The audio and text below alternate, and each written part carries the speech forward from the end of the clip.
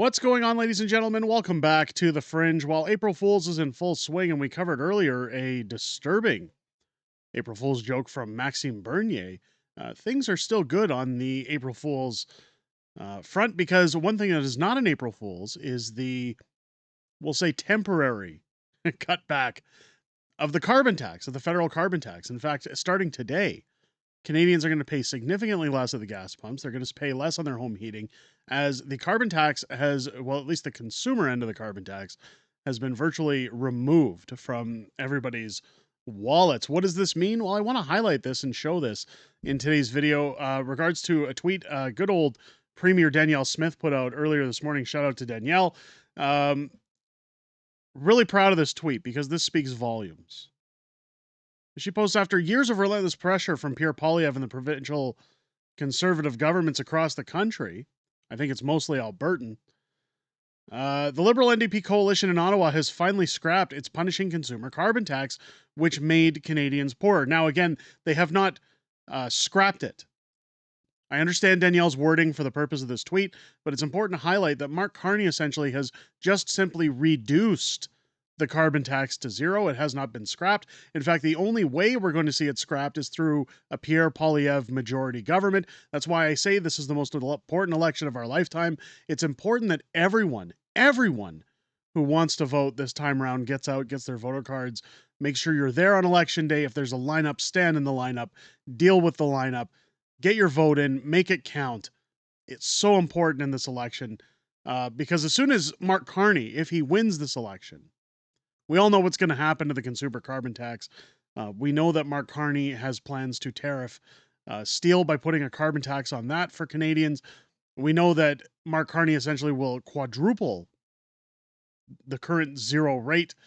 We'll be paying through the roof, through the nose. If you think things are unaffordable now, just wait. However, this Canadian is going to take full advantage of the benefits that came with it.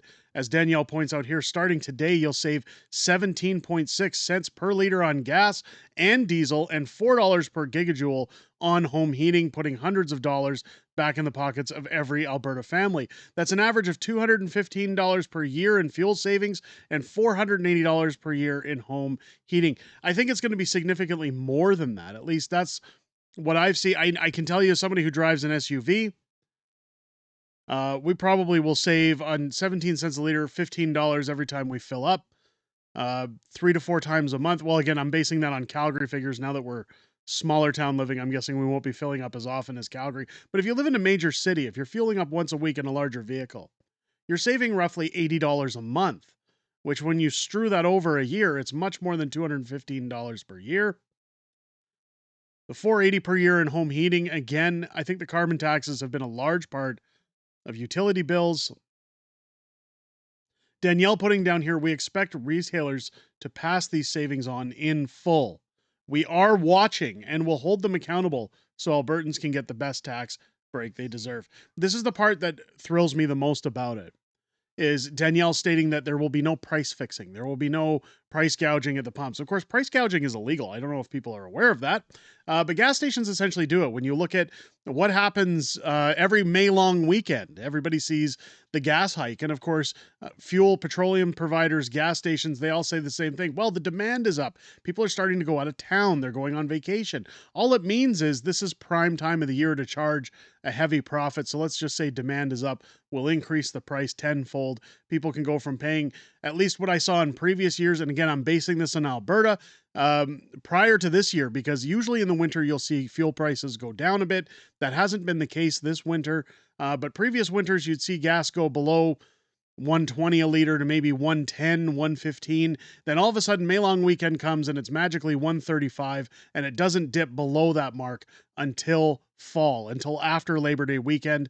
So it's interesting to see what's going to happen, especially as the Alberta government has pledged that they're going to keep an eye on retailers to make sure that Canadians get the full break they deserve. I'm curious if other provinces are going to do it. I know Liberal sellout Doug Ford stated he'll be watching to an extent. Again, whether or not Doug Ford enforces that, yet to be seen, as well as other provinces. But it's interesting to see that Danielle, again, coming out full force to support and prop up Canadians saving a little bit. Danielle, of course, has been advocating long hard since Donald Trump took office to make sure that the real Team Canada is pushing for um, a realistic solution to the issue going on with tariffs rather than just fighting back against Americans, rather than fighting back against Donald Trump.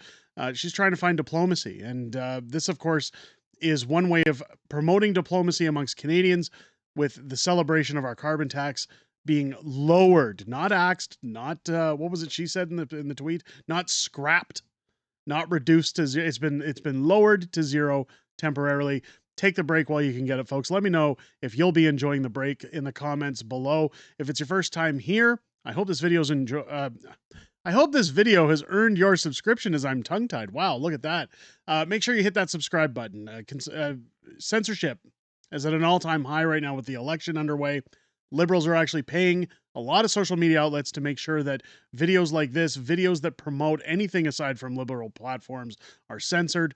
So now is the time, if you've been following not only this channel, but every Canadian political channel, to subscribe. Make sure you follow everyone. Turn on your bells for all notifications. And make sure you're informed when we drop live every Friday night for Friday Night Fringe, our live streaming show, where I'm joined by my very beautiful wife, Mrs. Fringe, as we talk about everything that's happened this week in politics, everything that's happened that we know that's coming up, as well as back and forth within the greatest YouTube community on the platform.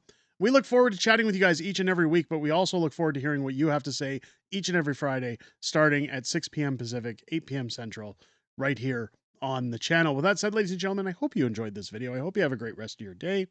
I'll catch you on the next one.